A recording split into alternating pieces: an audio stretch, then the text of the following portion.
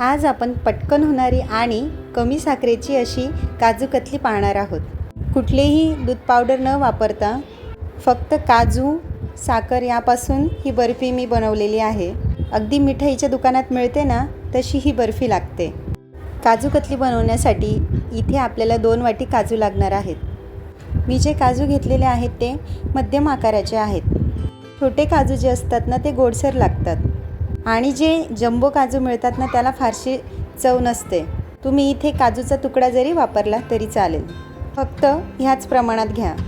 इथे मिक्सरच्या भांड्यात आपण थोडे थोडे करून काजू फिरवून घेणार आहोत। एकदम सगळे टाकायचे नाही आहेत, नाहीतर काजूची पावडर ही ओलसर होते। याला एकदा चेक केलं तर हे अजूनही जाडसरच आहे। पुन्हा 1-2 वेळा आपण याला फिरवून घेऊ।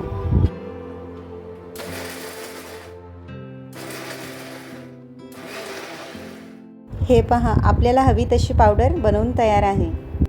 मिक्सर असंच फिरवायचं, 1 वेळा फिरवायचं, बंद करायचं, म्हणजे काजूची जी पावडर आहे ना ती ओलसर नाही होत। इथे एका कढईमध्ये मी 1 वाटी साखर घेतलेली आहे। 2 वाटी काजू असतील तर त्यासाठी 1 वाटी साखर मी इथे वापरलेली आहे। जितकं शक्य होईल तितकं मी साखर कमी वापरण्याचा प्रयत्न केलेला आहे। इथे आपण यात साधारणतः अर्धी वाटी पाणी टाकून घेऊ। तुम्हाला जर जास्त गोड लागत असेल तर तुम्ही यात साखर अजून वाढवू शकता। इथे लगेचच आपण कढई गॅसवर ठेवून घेऊ। साखरेचं पाणी होईपर्यंत गॅस फुलच ठेवायचा आहे। 7 ते 8 केसराच्या काड्या घातलेल्या आहेत पाकातच, म्हणजे काजू कतलीला कलर आणि टेस्ट खूप छान येते। येत्या श्रावण सोमवारी तुम्ही ही रेसिपी नक्की ट्राय करून पहा। इथे साखर पूर्णपणे पाण्यात मिक्स झालेली आहे। 1-2 मिनटं लागतात साखर मिक्स व्हायला। यात लगेचच काजूची पावडर टाकून घेऊ। फक्त काजू कतली करताना एक काळजी घ्यायची, ती म्हणजे साखर पूर्ण पाण्यात विरघळू द्यायची, नाहीतर काजू कतली खाताना ती जी साखर असते ना त्यातली दाताखाली येते। इकडे लगेचच एका पसरट भांड्याला आपण तूप लावून घेऊ। तूप लावल्यामुळे आपण यात जे सारण टाकणार आहोत ते तळाशी चिटकणार नाही। काजू कतली काढताना अगदी अलगद निघेल।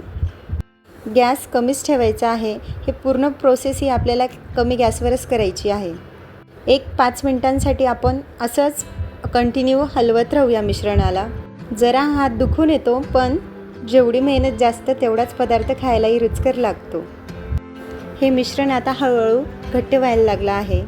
अजून आपल्याला हवं तेवढं हे घट्ट झालेलं नाही आहे, त्यामुळे असंच कंटिन्युअसली हे मिश्रण हलवत राहायचं आहे। काजू कतली करायला सगळ्या बर्फींमध्ये अगदी सोपी आहे। सामानही कमी लागतो, पाक करायचंही झंझट नाही।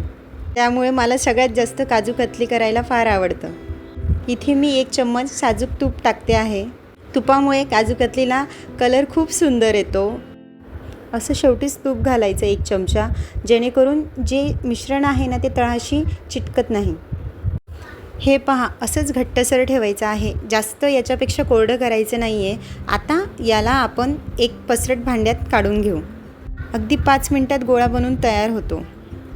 अगदी कमी तुपात, म्हणजे 1-1.5 चमच्यात आपली काजू कतली तयार होते। साखर पण कमी आणि तूप पण कमी। याला लगेचच हाताला तूप लावून गरम गरम थापून घ्यायची आहे। हाताला जरा चटके बसतात, पण आपल्याला ही बर्फी गरम गरमच थापायची आहे। हात उचलायचा, पुन्हा थापायचं, अशी ही प्रोसेस करत राहायचं। हे पहा, मी इथे जसं करते ना तसंच करायचं, आणि ती फार गरम असते। बर्फी तुम्हाला जेवढी जाड बारीक हवी त्यानुसार हे सारण थापून घ्यायचं आहे। इथे हे असंच 10 मिनिटांसाठी बाजूला ठेवू। हे पहा, 10 मिनिटांनी आपली बर्फी सेट झालेली आहे। आता याचे काप करून घेऊ। तुम्हाला जर वाटत असेल की हलका अजूनही गरम आहे तर पुन्हा 5 मिनिट तसंच राहू द्या आणि मग याचे काप करा। करायला खूप सोपी आहे काजू कतली। कमी साहित्यात बनवून तयार होते। बाहेरून जी काजू कतली आणतो आपण त्यात काय मिक्स असेल आपण सांगू नाही शकत, त्यामुळे शक्यतोवर घरीच करा। मी तुम्हाला एक तुकडा तोडून दाखवते। हे पहा, किती परफेक्ट झाली आपली काजू कतली। अगदी कमी वेळेमध्ये आपली काजू कतली बनवून तयार आहे। पुन्हा भेटूया अशाच एका छानशा रेसिपीसोबत।